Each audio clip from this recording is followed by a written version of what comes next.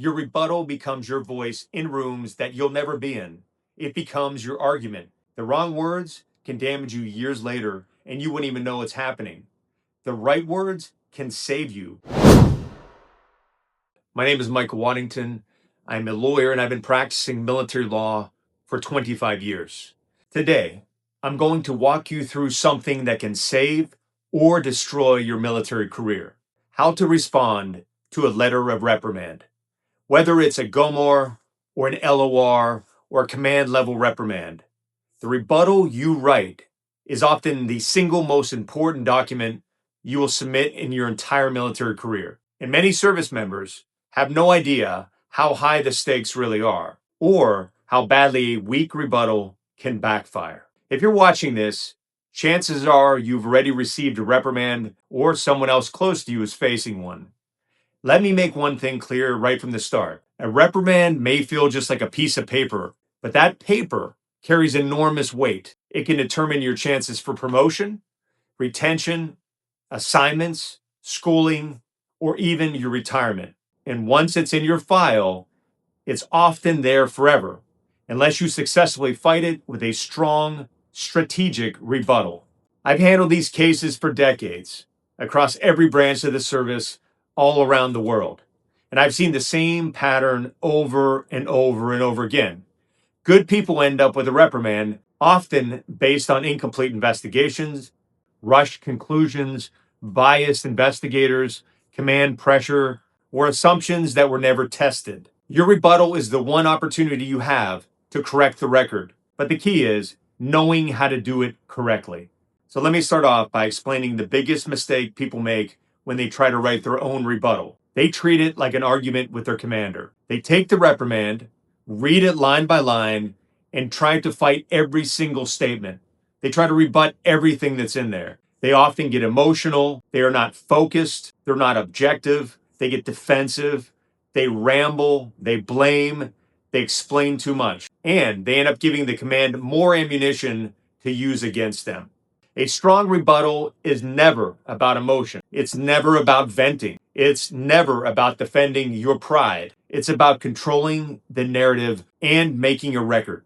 And that narrative must be simple, credible, factual, and tightly focused. Most service members do the exact opposite. They write long paragraphs with no structure, long run-on sentences. They include unnecessary details, where they make statements that later contradict other evidence. And once you submit a bad rebuttal, you cannot take it back. It becomes part of your record. Commanders, promotion boards, and separation boards will read it and judge you by it. That's why this process cannot be rushed and it cannot be handled casually. When I write a rebuttal for a client, I approach it in the same way that I prepare for a court hearing or a trial. I break down the allegation, I analyze the evidence, I identify inconsistencies, and then I build a professional memorandum that reflects the truth and that protects the client's future. It is a legal document and it needs to be treated like one. Now let's talk about the foundation of an effective rebuttal. There are 4 things your commander is looking for, whether they say it or not. First, they want to know if the allegation is factually accurate. Second, they want to know if your explanation is credible. Third, they want to see whether your conduct truly warrants a reprimand. And fourth, they want to know whether you are salvageable. You're someone who can still contribute to the mission and someone that they still want on their team. Your rebuttal must answer all 4 of these questions clearly and persuasively. If it doesn't, the reprimand is going to be permanently filed. And once that happens, your career takes a hit that many service members never recover from. Now, there's no guarantee that you can get a reprimand rescinded or filed in the restricted file. But if you want that to happen, you have to do everything right from the start. So now I'm going to talk about the structure of a rebuttal, a structure that works, one that I've used for many years. Now, I'm not giving you a template to copy because there's no such thing as a one-size-fits-all rebuttal. Every case is different. Every command climate is different. And commanders can spot generic templates instantly. There's a bunch of them floating around on the internet. ChatGPT supplies generic templates all the time. They're easily identifiable. What I'm giving you is the underlying strategy. And you must understand the strategy before drafting in submitting anything. You want to start with a calm, respectful introduction. Your tone sets the stage. You acknowledge receipt of the reprimand. You state that you are providing a professional response.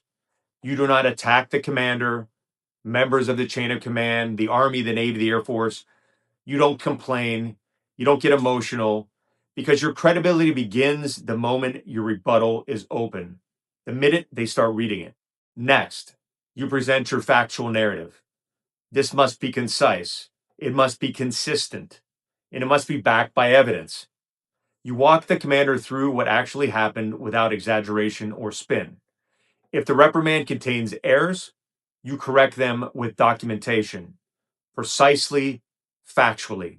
If the reprimand leaves out key facts, you provide those key facts. But you must avoid getting sucked into a point by point argument. After you've established the facts from your perspective, you address the underlying issue.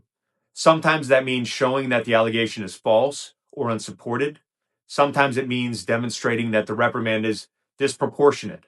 Sometimes it means highlighting your record, your performance, your character, and the totality of your service.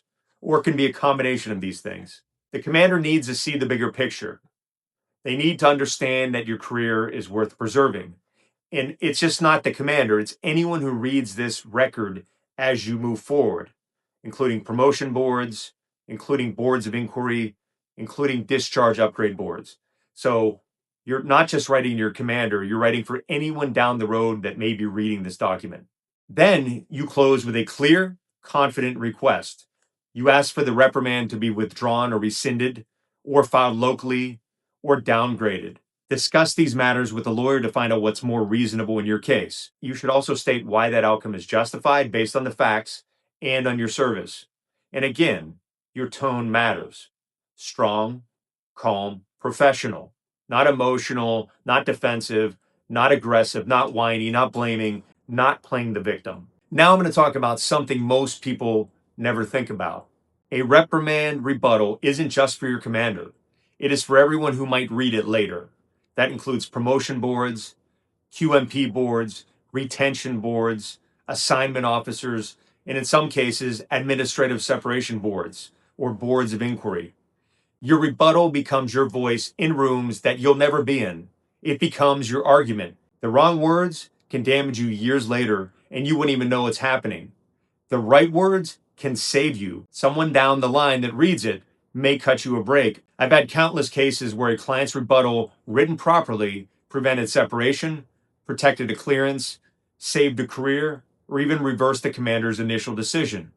The key is credibility and professionalism. These documents must read like they're written by someone who understands military law, someone who understands command dynamics and knows how decisions are made at the leadership level. And this brings me to a point that some people don't want to hear. You should not be writing one of these rebuttals on your own. You are not a lawyer. You are not trained on how to do these. You're not trained on the law, on arguments, and how to apply the facts to the law. You shouldn't be copying templates off the internet. You shouldn't be using AI programs to write them. And you shouldn't be relying on well-meaning friends or mentors who have never defended a case like yours. Now, they might have good intentions. Often when we get hired to review these documents that someone else wrote, they're absolute trash. We have to start over from the beginning and restructure the entire thing. A reprimand rebuttal is not an email. It's a legal instrument. It must be accurate, strategic, and precise. It has to anticipate second and third counterarguments and effects that may happen. You say one thing, they're going to say something else. You have to plot all that out. It has to avoid language that can be used against you later. And it must be written by someone who knows how to defend cases at the highest levels. We often write the rebuttal for our client and put it on our letterhead and make that rebuttal from us. That way our client doesn't incriminate themselves and they don't look like they're blaming. So in the end, what you submit becomes permanent. You get one shot. And if you get it wrong, you are the one who bears the consequences, not the people who told you to write it yourself. I'm hired by service members after they submitted weak rebuttals. And at that point, my job becomes much harder. It's damage control. I can fix many things, but I cannot erase a rebuttal you already submitted, especially one that is terrible and that incriminates you and it makes you look like a terrible service member. That's why it's so important to get it right the first time. If you're facing a reprimand right now, or if you know one's coming, the smartest move you can make is to get professional help early. Not after you submit something, not after the deadline passes, not when you're sitting at a board of inquiry about to be kicked out after you submitted a terrible rebuttal. The moment you receive a notification, the clock starts. And the earlier a lawyer can begin helping you gather evidence, shape your narrative, and build a credible rebuttal, the better your chances of getting a favorable outcome. A reprimand does not always end your career. I've helped countless clients overturn them, downgrade them, or get them filed locally so that they don't follow the member forever. The success or failure of your case almost always starts with the strength of your written response. So if you're in that position right now, don't panic. Don't sit on your hands and hope it goes away. And don't submit something rushed or emotional or not professionally written. This is a moment where you need skill, experience, and strategy. Your future deserves that level of protection. If you need help, reach out. Talk to someone who has done this for decades, like myself, someone who knows how to challenge investigations, protect careers, and write rebuttals that actually change a commander's mind. You don't have to fight this alone, and you absolutely shouldn't try to navigate it by yourself. Your career is too important. You only get one chance to get this right. If you need help, reach out. My name is Michael Waddington. Our website is ucmjdefense.com. Give us a call, email us, or contact us and see if we can help.